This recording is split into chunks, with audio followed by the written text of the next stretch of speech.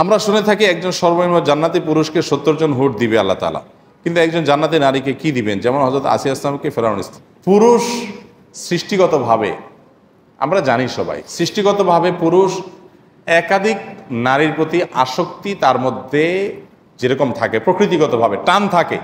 এক বউ আছে, তারপর আরেক বউ চায়, আশা করে। নারীকে আল্লাহ সুবহানাহু ওয়া তাআলা যে প্রকৃতি দিয়ে সৃষ্টি করেছেন, নারী কিন্তু একাধিক পুরুষ তিনি কামনা করেন না। তিনি কোনো পুরুষকে একান্তে চান। একাধিক পুরুষ এটা নারী প্রকৃতিগতভাবে চায় না। হ্যাঁ, তাহলে আপনি বলবেন তাহলে পরকীয়া কেন হয়? অনেক মহিলা তো আছে যে তার ঘরে স্বামী আছে, সে আরেকটার পিছনে দৌড়াচ্ছে। হ্যাঁ, বহুগামিতার রোগ আছে। তো এইটা যেগুলোর মধ্যে আছে সেগুলো তো রোগী। কিন্তু সুস্থ প্রকৃতিতে নারীরা সাধারণত চায় একান্তে কেউ। এখন প্রশ্ন হলো, জান্নাতে যদি হুররা থাকে তাহলে তার একান্তে থাকলো না, বউয়ের স্বামীটা তো আর একান্তে থাকলো না। এর উত্তর হলো, দেখেন দুনিয়াতে যে রেশারেশি আছে, রেশারেশি হিংসা আছে, জান্নাতীদের সম্পর্কে আল্লাহ তাআলা কোরআনে কারীমে বলেছেন ওয়ানাযা'না মা ফি সুদুরিহিম মিন গিল। জান্নাতে প্রবেশের আগে আল্লাহ সুবহানাহু ওয়া তাআলা একটা ফিল্টার করবেন, জান্নাতীদের অন্তর থেকে হিংসাটা বের করে ফেলে দিবেন। হিংসা অন্তরে নিয়ে জান্নাতে যখন যাবে তখন কারোর প্রতি কারোর কোনো রেশারেশি থাকবে। এটা বিষয়টা নির্ভর করে যে সহনশীলতা, আল্লাহ তাআলা সহনশীল করে দিবেন। এক। দ্বিতীয়ত হলো, যিনি স্ত্রী, মূল স্ত্রীর মর্যাদা তিনিই পাবেন। বাকি যারা আছেন তারা তার বলতে পারেন অনেকটা সেবিকার মতো, তার সহকারীর মতো, বা তার সাথী সঙ্গীর মতো, এবং স্ত্রীর যে মর্যাদা রানীর মতো, সেটা আল্লাহ তাআলা দুনিয়া থাকা স্ত্রীকেই দিবেন। তাছাড়া পুরো বিষয়টা আলমুল গায়বের বিষয়, অদৃশ্যের জগতের বিষয়। আল্লাহ সুবহানাহু ওয়া তাআলা জান্নাতীকে স্যাটিসফাইড করবেন, বাস এ হলো কথা। একজন বলে যে আচ্ছা কোরআন হাদিসে আছে জান্নাতীরা আল্লাহর কাছে যা চাইবে তা দিবে, আমি যদি আল্লাহর কাছে জান্নাতে বিড়ি খেতে চাই, দিবে কিনা? এটা প্রশ্ন। যদি বলেন যে আল্লাহ দিবে না, তাহলে তো আমি জান্নাতি হিসেবে আমার চাওয়া আল্লাহ পূরণ করলেন না, তাহলে কেমনে জান্নাত হইল? আর যদি বলে দিবেন, তাহলে জান্নাতে বিড়ির গন্ধ।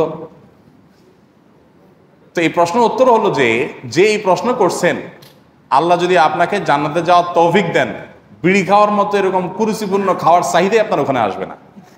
আপনি এখন দুনিয়া বৈশা চিন্তা করতেছেন ওখানে আমি এটা চাইবো আর কি, ওখানে গেলে আসলে আপনার এটা ডিমান্ড থাকবে না, এমন ভালো ভালো খাবার সেখানে থাকবে। বিয়ের উপযুক্ত মেয়েকে উপযুক্ত ছেলে প্রাইভেট পড়াতে পারবে কিনা, এবং ছেলেটি হিন্দু, এর শাস্তি কি হবে? কারণ বাবা মার সম্মতিতে বাসায় এসে পড়ায়। ছেলেটা হিন্দু না মুসলমান না অন্য কোনো ধর্মাবলম্বী, তার চাইতে এখানে প্রশ্নে যে বিষয়টি উঠে এসছে সেখানে গুরুত্বপূর্ণ বিষয় হলো সে একজন প্রাপ্তবয়স্ক পুরুষ। অতএব একজন বয়স্ক পুরুষ আর একজন বয়স্ক মেয়েকে, বা একজন ছেলে একজন মেয়েকে, যাদের মধ্যে পর্দার বিধান প্রযোজ্য হয়, এরকম একজন আরেকজনকে পড়ালে সেটা হারাম। পর্দা ছাড়া সরাসরি তাদেরকে যদি এরকম প্রাইভেট পড়ায়, সেটা কি হবে? হারাম হবে। মেয়েদেরকে মেয়েরা, ছেলেদেরকে ছেলেরা পড়াবে। আর যদি ছেলেরা মেয়েদেরকে পড়াইতে হয়, মেয়েরা পর্দার মধ্যে থাকবে, পর্দার আড়াল থাকবে, বহু শর্ত থাকবে, সকল ফিতনার দ্বার বন্ধ থাকবে, তারপরে বহু শর্ত সাপেক্ষে সেটা জায়েজ হতে পারে, তারপরেও সেটা অ্যাভয়েড করাটাই হলো তাকওয়ার দাবি। ইসলাম এই সমস্ত ব্যাপারে খুব বেশি আমাদেরকে সতর্ক করেছে, কারণ আসলে এইসব বিষয়গুলো ফিতনার দুয়ার খুলে দেয়, উন্মোচন করে দেয়। আমরা একটা সময় হয়তো বুঝবো, কিন্তু ততক্ষণে অনেক কিছু আমাদের হারিয়ে ফেলতে হবে।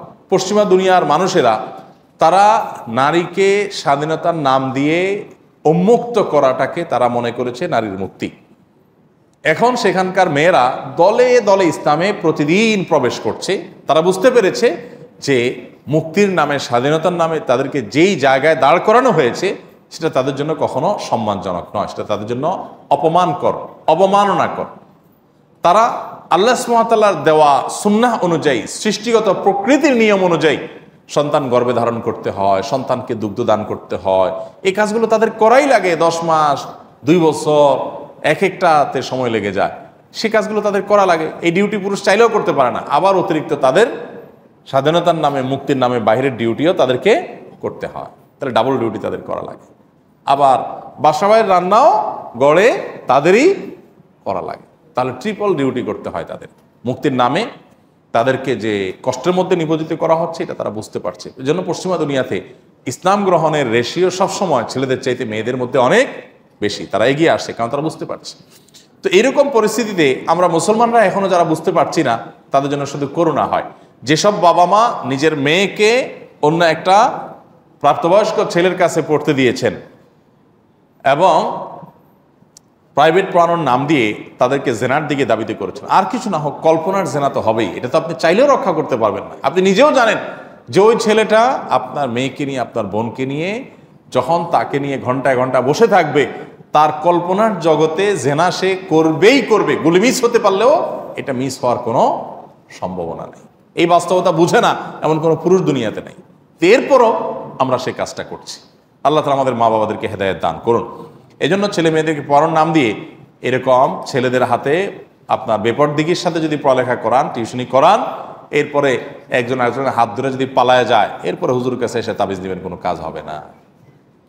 হুজুর তো তাবিজ আগেই দিছিল, সে তাবিজ আপনি নেন নাই, এখন ধরা পড়ার পর এরপর বলবেন হুজুর একটু তাবিজ দেন যেন ফিরে আসে। কোনো তাবিজ আর ফিরে আসবে না। আল্লাহ তাআলা আমাদেরকে তার বিধানগুলোর গুরুত্ব বুঝার তৌফিক দান করুন।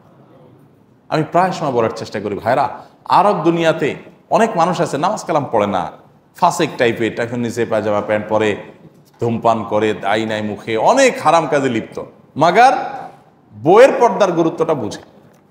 কারণ সে নিজে তো আসামি, বুঝে যে আমি অন্যের মেয়েদের দেখলে কি চিন্তা করি, অথবা আমার বউটা দেখে বাকি মানুষ কি চিন্তা করবে, এটা সে বুঝে না, সে আনা পাবলিক। এই জন্য ইসলামের অন্য কোনো বিধান না মানলে এইটা সে অবশ্যই মানে।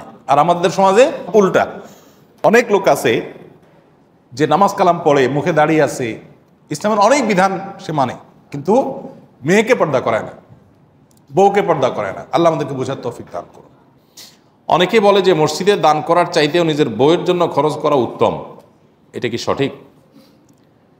এই মর্মে একটা হাদিস আছে, ওই হাদিস থেকে সম্ভবত এই ধারণা তৈরি হয়েছে যে তোমার স্ত্রীর জন্য যদি কোনো খাবার কিনো, তাহলে সেটা একটা দিরহাম দিয়ে ওই খাবার কেনাটা একটা মসজিদ নির্মাণ বা একটা ভালো কাজ তার চাইতে উত্তম।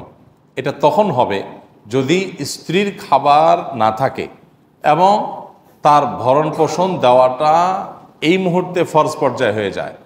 আবার অপরদিকে মসজিদ নির্মাণ করা বা অন্য ভালো কাজটা সেই পর্যায়ের গুরুত্ব না থাকে। যেমন ধরা যাক এই এলাকায় একটা মসজিদ আছে, আর একটা মসজিদ হচ্ছে, আজকাল তো ওই যে কমিটির লোকদের মধ্যে দ্বন্দ্ব হলেই আর একটা মসজিদ বানানো শুরু করে দেয়।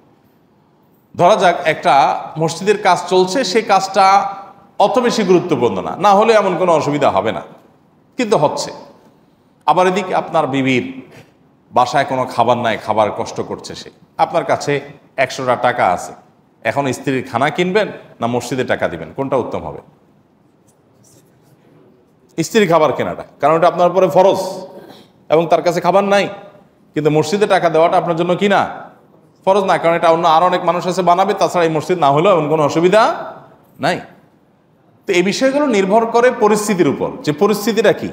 যদি আপনার বাসায় বউয়ের কাছে খাবার আছে শুধু তা না, ফ্রিজ বোঝায় খাবার আছে, ফ্রিজের বাইরে বহুত ড্রাই ফ্রুট আছে, অনেক রকমের খাবার আছে, চাল ডাল মাছ সবই আছে, এরপরে আপনার কাছে 500টা টাকা আছে, 1000 টাকা আছে, এদিকে মসজিদে একটা জরুরি প্রজেক্ট চলছে, একটা কাজ চলছে।